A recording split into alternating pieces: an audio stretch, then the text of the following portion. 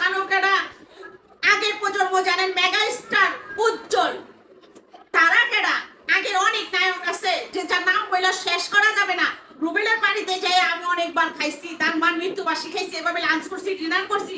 তাহলে আমি যদি এফবিসি সম্বন্ধে এতটুকু হইলে না জানি, তাহলে চাঙ্গুটা কেটা কারো জানার এখানে কথা না। কিন্তু নিপনের পরাজয় হওয়াতে আমার মতো শাহিনুরে মানে জয়ের ধ্বনি দিলেও মনে হচ্ছে দ্বীপ চলে বিশ্বাস করে জয় হয়েছে, জয় হয়েছে, জয় হয়েছে। আর এখান থেকে এফবিসি খেলা জমবো, খেলা জমবো, খেলা জমবো। কারণ নিপনের এফবিসিতে দেওয়ার মতো কিছু নাই, বরঞ্চ জনগণের থেকে নেওয়ার মতো আছে।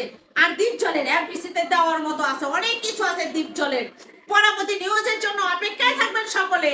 আর যদি আপনাদের ভালো লাগে শাহিনুরের টিম উইথ ইউটিউবের চ্যানেলটাকে সাবস্ক্রাইব করে রাখবেন, শাহিনুর আক্তার আইডিটাকে ফলো দিয়ে রাখবেন। আমার প্রিয় দর্শক শ্রোতা আসসালামু আলাইকুম। আশা করি প্রবাসের বাংলাদেশের সকল ভাই ও বোনেরা ভালো আছেন, সুস্থ আছেন, নিরাপদে আছেন।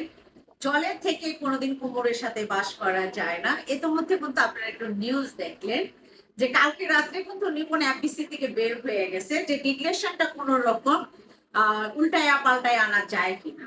কিন্তু সেটা কিন্তু আনা যায় না। আনা যাওয়ার পরে আপনারা জানেন যে শেষ রাত্রে মানে ভোরের দিকে শিল্পী সমিতির নির্বাচনের যখন ডিক্লেয়ার দেয় যে দ্বীপজল এবং মিশা সদাগরের প্যানেল জিততে গেছে, তখন আপনারা ফলো করে দেখবেন যে নিপুণ আক্তার কিন্তু কালকে সারাদিন মনে করেন ছোট ব্লাউজ পরছে, তার নিচে যে ছোট ব্লাউজ আছে এটা সুবিধা পর্যন্ত দেখা গেছে।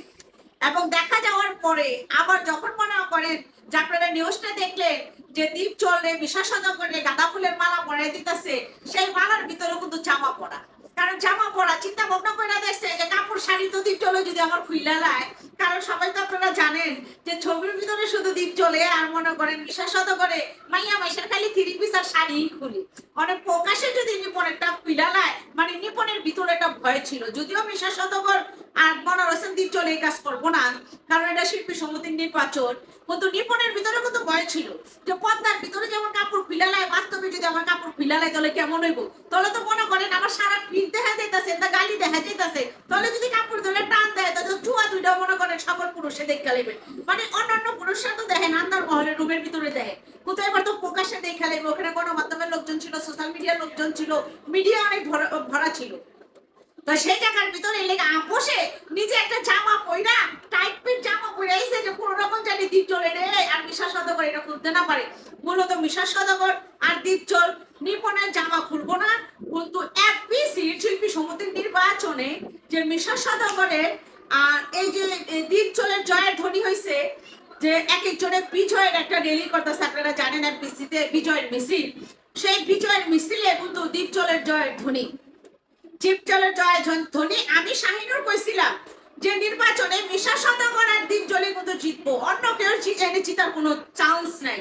কারণ জলে থেকে কেউ কোনোদিন কুমুরে বাস করতে পারে না। কুমুর কখনো বাস করতে পারে যে জলে থেকে পারে না। কারণ এটা দুইটা জিনিস কম্পেয়ার করা খুবই অসম্ভব ঘটনা।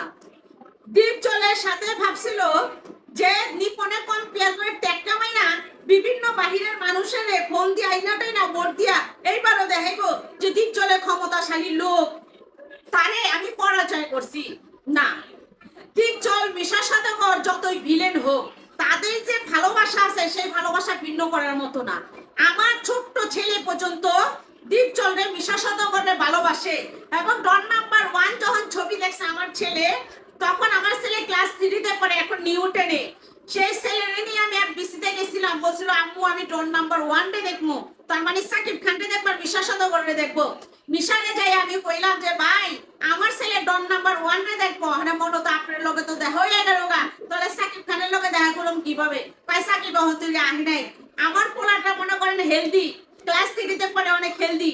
হেলদি থাকাকালীনও কিন্তু এই মিশা সদাগর আমার ছেলের আলগাইয়া পারে না, তারপরেও মনে করেন কাছে একটা চুম্মা দিয়া কয় যে বাবা তুমি তো ডন নাম্বার 1-টা দেখবা, তাহলে আমি কি 1 ডন নাম্বার না সাকিব খান? পরে আমার পোলা কয় দুইজনই, ক্লাস 3-তে পড়ে, কয় দুইজনই ডন নাম্বার 1 সাকিব খান রে। তখন আমার ছেলেরে দেখে আনছি এফবিসি থেকে আর মিশা সদাগর রে। আমি ব্যক্তিগত ব্যাপারে আমি শাহিনুর দ্বীপজল চিনি, মিশারে চিনি, চলচ্চিত্র জগতের অনেকের চিনি।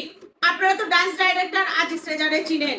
সে বলছিল আমার ছেলে ক্লাস 3-তে উঠলেই প্রেমে পড়বো, তখন ক্লাস 1-এ পড়ে আমার ছেলে। আমার ছেলে এখন ক্লাস নিউ 10-এ, কিন্তু আমার ছেলে কিন্তু প্রেমে পড়ে নাই, প্রেম করে নাই। তাহলে এফপিসি সম্বন্ধে যদি আমি শাহিনুর না জানি, আমি চিয়া পরিবারের একজন সদস্য, আমি চাষাস করি, তাহলে